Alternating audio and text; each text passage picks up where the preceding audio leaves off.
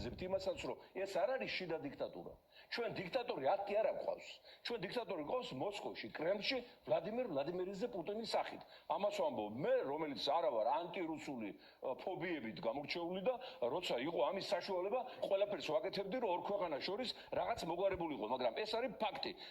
პუტინის პირადი დიქტატურა, რომელსაც ახორციელებს სულ გაყიდული ივანიშვილი თავის ხროვასთან ერთად, ისინი წარმოადგენენ რუსეთის პრეზიდენტის კომენდანტურას, შულავერის კომიტეტს, მე-11 არმიას და იმ ჯგუფს, რომლებმაც ჭიათურაში დახვრიტა ეს ქართველი თავადაზნაურობა 21 წელს. აი ეს ჯგუფია, რომლებიც ასრულებენ ყველა დავალებას მოსკოვიდან მოსულს, ოღონდ კი ძალაუფლებას შეინარჩუნონ და ფულის საშუალებლად ახლა მიაკითხეს აფრიკას, აზიას და არაბეთს იმისაც, რომ ქართული მიწა გაყიდონ და დაგვამთავრონ, მაგრამ ამას ვერ მოესწრებიან, მაგრამ მათ დამთავრებას ყველა მოესწრები და ეს მოხდება ძალიან მალე.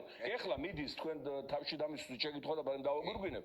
ეხლა მიდის საინტერესო პროცესი, ჩვენი ისტორიული მოვლენის მონაწილეები ვართ, იბადება ახალი საქართველო, ქართველი ხალხის თავდაუზოგავი ბრძოლით, მათი არქიტექტურით და მთელი მსოფლიო დემოკრატიის მხარდაჭერით. პირველი შემთხვევაა საქართველოს მრავალათასწლიან ისტორიაში, როდესაც ქართველი ხალხის ბრძოლას აქვს სრული მხარდაჭერა მსოფლიო თანამეგობრობიდან და შეუძლებელი ამ ფონზე ბოროტება დარჩეს და უჯერეს.